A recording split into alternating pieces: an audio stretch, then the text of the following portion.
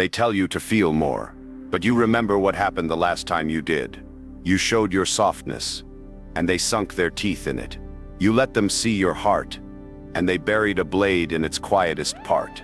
Now you don't smile to please. You don't cry to cleanse. Every man who goes cold started warm. Not just warm, burning. Fierce in his belief that loyalty meant something. That if he gave his heart, it would be honored. That if he stood guard over someone else's soul, they'd do the same for his. You didn't start as ice. You started as fire. But fire is naive. It dances for those who don't deserve the light. It gives heat to hands that never planned to hold it, only to drain it. You gave them warmth.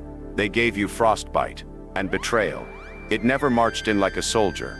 It crept in like a whisper, soft, silent, familiar. You never saw the blade coming, not because you were blind, but because you were looking the other way, guarding their name, watching their back, trusting their silence. It's not the knife that breaks a man, it's the hand that held it. The one you would have bled for, the one you did bleed for. That's when the storm changed. The warmth in your chest, it didn't just fade, it froze, turned to steel. Not because you wanted it to, but because your survival demanded it. There's a moment every man remembers. Not the betrayal itself, but the click, the internal switch, when something soft inside snapped, and something colder took its place. A new code was written. Emotion doesn't shield you, it exposes you, like walking into a battlefield without armor, asking not to be shot. You didn't stop caring overnight. You just stopped showing it. Because every time you did, someone mistook it for weakness, for leverage, for something they could twist, pull, break. You learned, slowly, ruthlessly, love doesn't always protect. Sometimes it hunts. They don't warn you about that. They don't tell you that the ones closest to your heart are the ones best positioned to shatter it, to turn what once gave you meaning into a cautionary tale. So you rewired, not out of hate, but out of clarity, not out of bitterness, but out of brutal necessity. You became what they mistook you for. Not numb, not dead inside, just precise.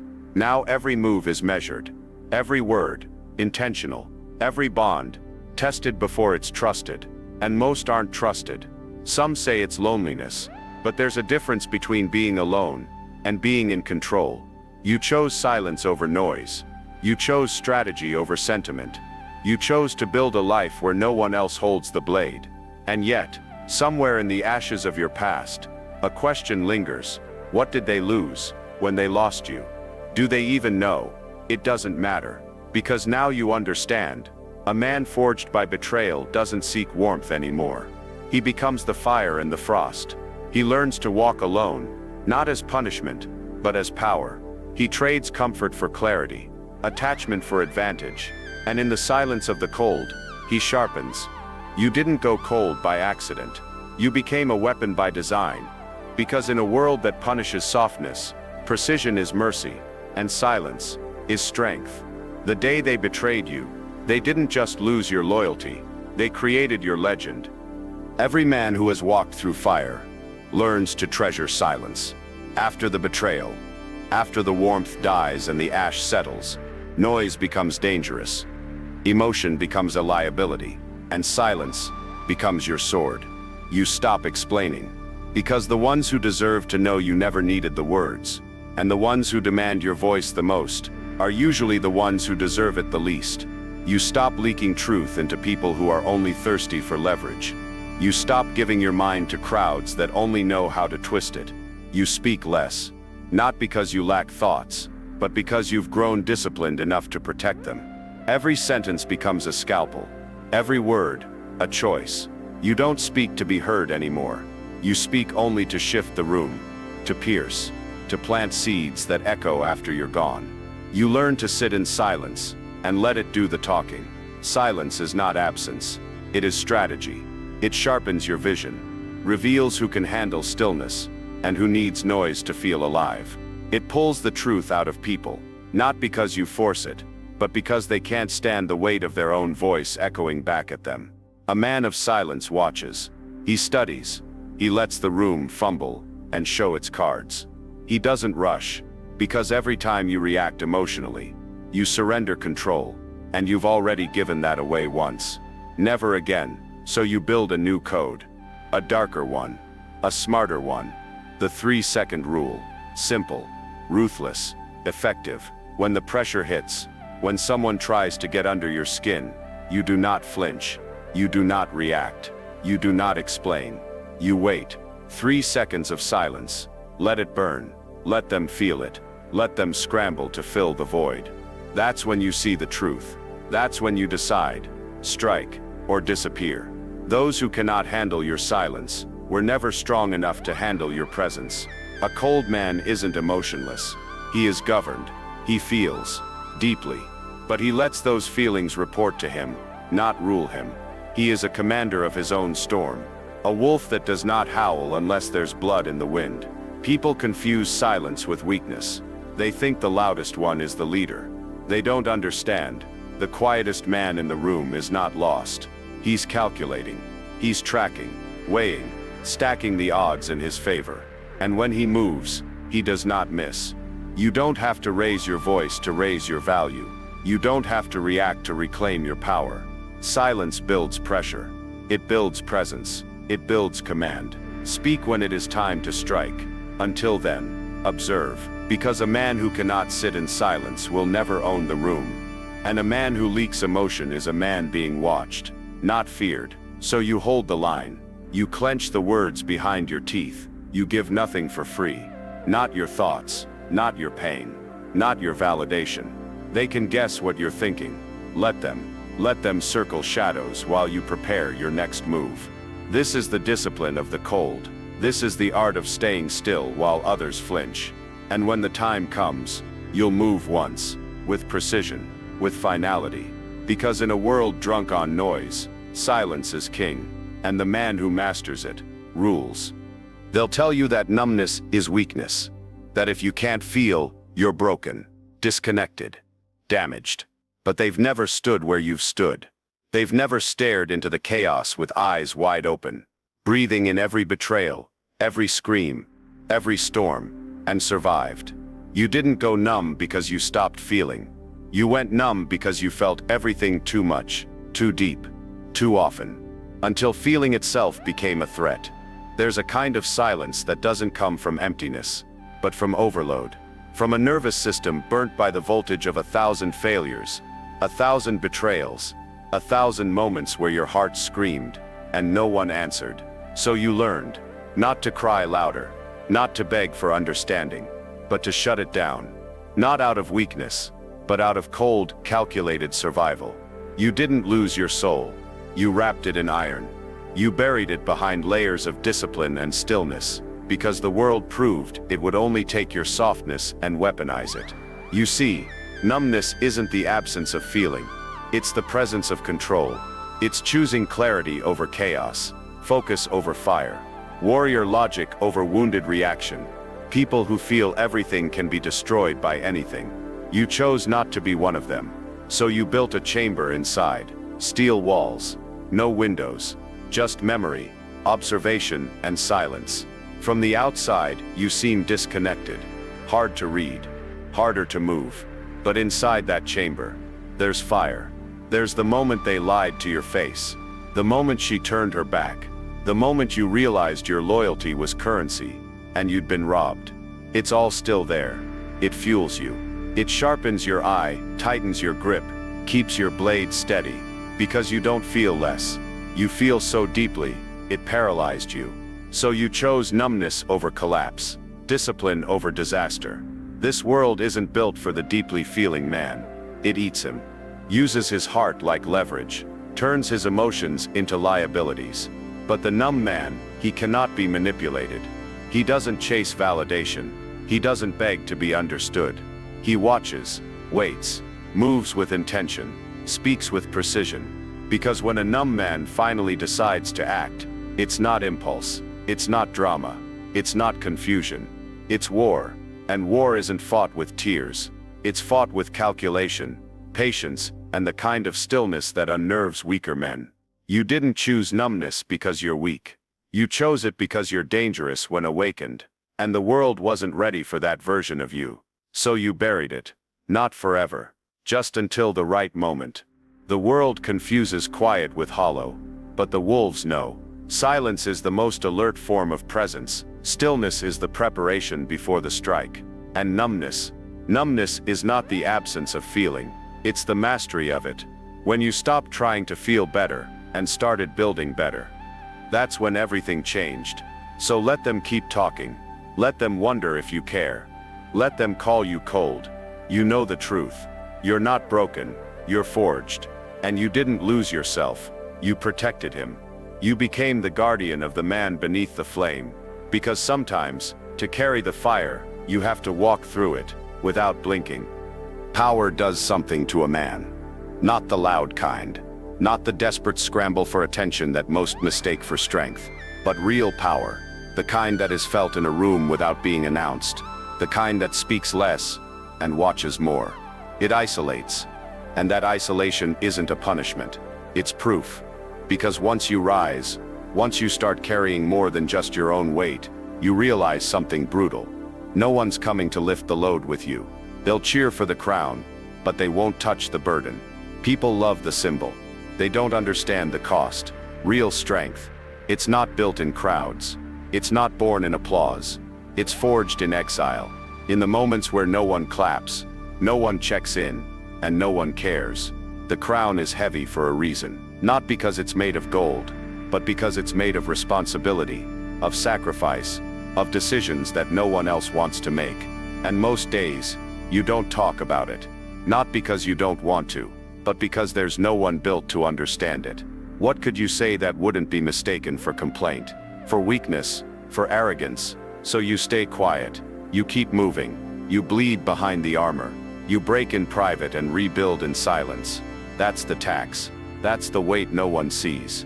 And you start to notice, the higher you go, the quieter it gets, the more competent you become, the more invisible your effort becomes. People stop checking in. They assume you're fine. They assume you don't feel what they feel, that you don't fall apart, but you do. You just do it differently, privately, with precision. Because kings don't collapse in front of the kingdom. You don't get the luxury of soft breakdowns or public vulnerability. You trade that for control, for dominion over your emotions, not denial, discipline. Because the man who wears the crown must wear the silence too. You learn to sit with things others run from. You hold tension longer. You carry pain without complaint. Not because you enjoy suffering, but because someone has to. You become the anchor, the one others unconsciously lean on, even when they don't know it, even when they never thank you. And in that silence, in that cold distance, you sharpen, not out of bitterness, out of necessity. The world is built on the backs of men who learned to suffer well, not loudly, but with poise. They didn't broadcast their burden, they bore it. You realize something else too. You don't want followers. You want men around you who know what it costs. Men who don't envy the throne, because they've carried their own. Men who don't mistake your silence for softness, or your calm for comfort. You see the chessboard differently now. You're not just a piece, you're the strategist. The one who sees 5 moves ahead, and still pretends to be unsure. Because letting others underestimate you is another form of control. But when the moment comes, you make the move no one else had the stomach for. And you don't explain it. You don't justify it. You own it. That's power. Not the noise, not the crown, but the man underneath it, who holds the silence, and never drops it. So when the weight feels like it might break you, good, that means it's real. You were never meant to carry light things. Because some men aren't born to follow. They're born to endure, to lead, to build foundations with their bare hands, and bury the pain under stone. And if you ever wonder why it's so quiet up here, it's because this is where the strong men stand. This is where the silence is earned, and not everyone was made to wear the crown. Every man carries rage, not the kind you see in the weak, loud, sloppy, begging to be noticed, but the quiet kind, the kind that simmers beneath the surface like coals under snow, controlled, condensed, waiting. You don't punch walls, you punch plans. You don't scream into the void, hoping someone hears your pain. You go silent and start sharpening. The world has trained you to believe that anger is dangerous, that rage is something to suppress, to bury, to medicate, but they never taught you this. Rage, when mastered, becomes fuel. The men who rise the highest often stand the farthest from others, not because they hate people, not because they crave distance, but because the path they chose demands it. Isolation isn't the side effect of greatness. It's the price. It's the forge. It's the proving ground where distraction dies and clarity is born. You don't stumble into solitude. You walk into it. Deliberate, slow, knowing what it will cost you, and choosing it anyway. Because at some point, you get tired of noise, tired of half-hearted conversations, tired of empty affirmations and false alliances. You stop needing to be seen. You stop explaining your vision. You stop inviting people to understand a storm they were never built to weather. And they'll talk. They always do. They'll call you cold, arrogant, distant, but what they call distance, you know, is clarity. What they call arrogance is the discipline to no longer seek approval, and what they call cold is the fire you've chosen to contain instead of waste. Because in isolation, you don't get weaker, you get sharper. You hear things others drown out, the voice that's actually yours, the truth you've been hiding behind distractions, the patterns, the pain, the purpose. All of it comes up in the silence, and you face it, alone. No filters, no audience, just you, and the rawness of your own reflection. Most men avoid this moment their entire lives. They chase noise, they chase crowds, they chase company that fills space but empties the soul. But not you. You chose exile, not to escape the world, but to detach from it, to study it, to rule it from a place it cannot touch. Because how can they manipulate a man who needs nothing from them? How do you control someone who's already let go of belonging? What power does the world have over a man who prefers silence to applause? This is where the throne is built, not in the center of the room, but on the edges, in the dark, in the quiet, where no one claps, and no one watches, except the man building it. You trade comfort for clarity. You trade affection for autonomy. You trade shallow bonds for indestructible solitude. And when they ask where you've been, you won't need to answer. Because the results will speak. The aura will speak. The presence will say everything your silence does not. You didn't go missing. You were building. Not for attention, for dominion. Not for applause, for leverage. They won't see the hours in the shadows, the mornings when doubt crept in, the nights when you almost reached out, and didn't. Because the mission mattered more than the moment. Isolation isn't absence, it's ascension. You let go of what was familiar. You turned your back on comfort. You said no to the noise, so you could say yes to the kingdom. And the man who returns from exile, he is not the same. He sees through masks. He moves differently. He speaks less. And when he does, it shifts the room. Because solitude didn't soften him. It sculpted him into someone untouchable, unshaken, unowned. The world can't break a man who forged himself in silence.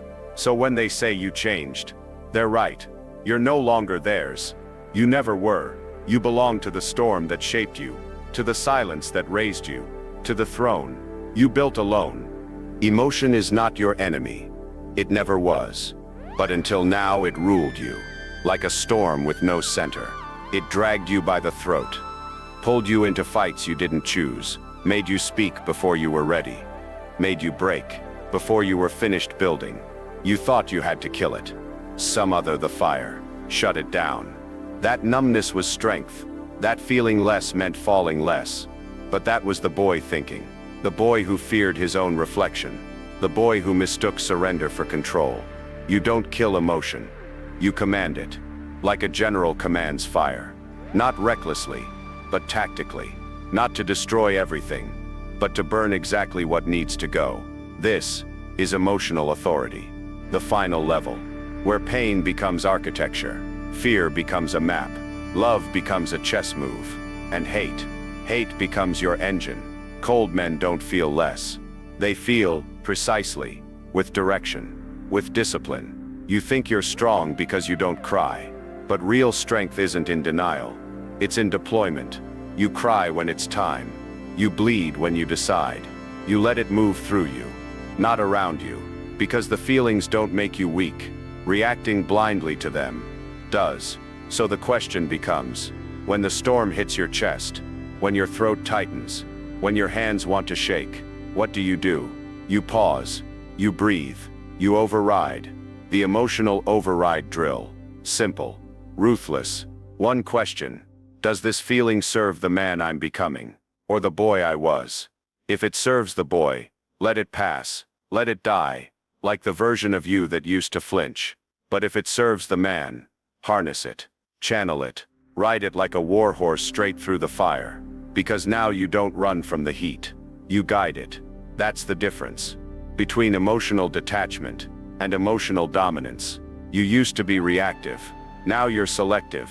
You feel fully, but act surgically. When they push your buttons, you see the hand, not just the trigger. When pain comes, you don't collapse. You study. What is it here to teach me? What part of me still needs to die? You don't let love soften your edges.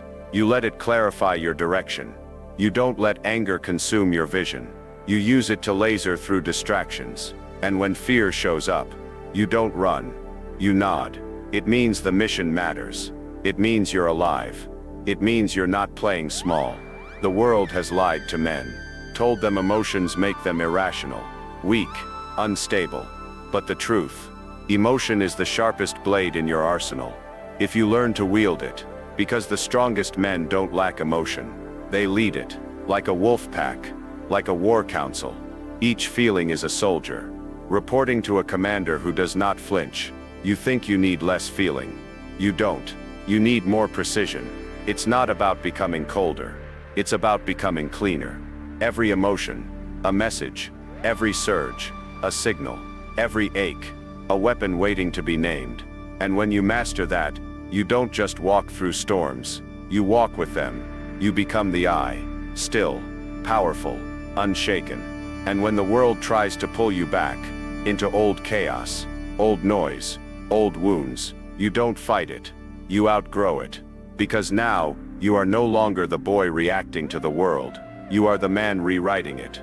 And the final truth: emotion was never the master. You just hadn't become the man yet. Who could lead it? They'll say you've changed.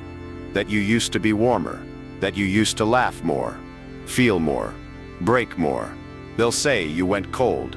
But what they don't see, what they'll never understand, is that you're not cold. You're finally clean.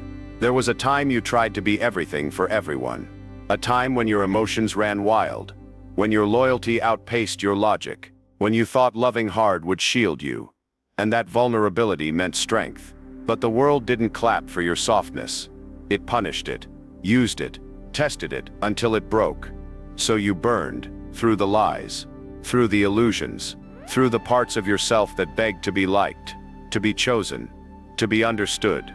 And now, there's no applause, no audience, just a mirror, and a man who no longer flinches when he looks into it. You didn't go numb because you gave up. You went numb because the pain became predictable, repetitive, obvious. So you stopped playing the same game. You stopped giving pieces of yourself to people who only came to collect. You stripped down the noise. You emptied the tank of performance. You got honest, brutally, quietly. You killed what was weak, not with anger, with discipline, because clarity doesn't come through comfort. It comes through fire, and silence, and walking away from everything that once convinced you to settle. Now when people speak, you listen differently, not emotionally, strategically. You scan for patterns, not promises, for consistency, not charm. You don't react, you don't chase, you don't explain your silence anymore. Because silence has become your shield, and your strategy. There is a different kind of peace now. Not soft, not romantic, but rooted, grounded in who you became, when no one was watching. You're not the boy seeking permission anymore. You are the man who forges consequence. Everything you feel now, it reports to you. No longer hijacks your decisions. No longer leaks into your goals. Love no longer blinds you. It refines you. Pain no longer owns you. It sharpens you. You became exact, not out of ego, out of survival, out of demand. out of the quiet realization that no one is coming to save you, and no one should. So you trained. You shed the soft skin. You shut the door to the old world, and you built a new one in silence. The man you are now, he was buried under the man you were taught to be. Polite, pleasant, tamed. But there's no going back now. No unseeing. No unlearning. No unfeeling. You didn't freeze. You just cleaned yourself of everything that made you weak. So when they ask why you don't laugh like you used to, why your eyes don't search for approval, why your phone stays silent, and your circle grows smaller, just smile. That slow, quiet smile that comes from knowing you didn't lose yourself. You finally met him. The final phase of power isn't rage. It's restraint. It's not in the fists clenched or the veins showing. It's not in raised voices, slammed doors, or the need to be seen. It's in the stillness, the precision, the silence that walks into a room and shifts the air without a single word. Because when you've paid the price, in betrayal, in discipline, in nights with no witnesses, you stop proving. You stop explaining. Your scars speak. Your silence speaks. And if they can't hear it, they're not meant to. You don't chase thrones anymore. You build them, stone by stone, out of exile, out of solitude, out of the parts of yourself you buried to become unbreakable. They used to mistake your quiet for weakness, for emptiness, for doubt. But now, the quiet is the strength, the strategy, the sword. You don't raise your voice, because your presence raises everything around it. Tension, awareness, respect. There's a power in a man who no longer needs to be loud. A power in a man who doesn't need the room to see him, because he already sees the room. Every angle, every motive, every mask. You don't move like prey anymore. You move like the consequence. You carry storms in your chest and choose not to let them out. That is what terrifies them. Because anyone can scream, anyone can rage. But to hold fire and not burn everything, that takes control, that takes weight. And the man who can do that, he's not just dangerous, he's untouchable.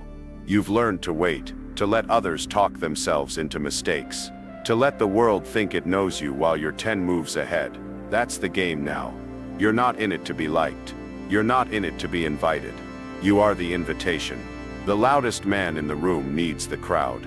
But the cold man, he is the crowd. Not because he needs to be, but because he stopped asking for seats at tables and started building temples out of his solitude. Presence is built in the hours no one claps for, in the pain no one sees, in the discipline no one applauds. It's not charisma, it's cost. It's the result of standing still while the world begged you to break. And now, you move less. But when you do, it echoes, not because of volume, but because of weight. People feel it, the difference, the gravity. You no longer seek validation. You no longer need applause. You are done negotiating with your worth. You don't run toward noise. You make silence run toward you. You don't raise your hands. You lower your gaze. And kingdoms shift. And if they ask you why you're so quiet now, tell them nothing. Because if they can't hear the storm in your stillness, they were never built to. The quiet isn't your absence, it's your arrival. And the man who learns to weaponize silence never has to raise his voice again.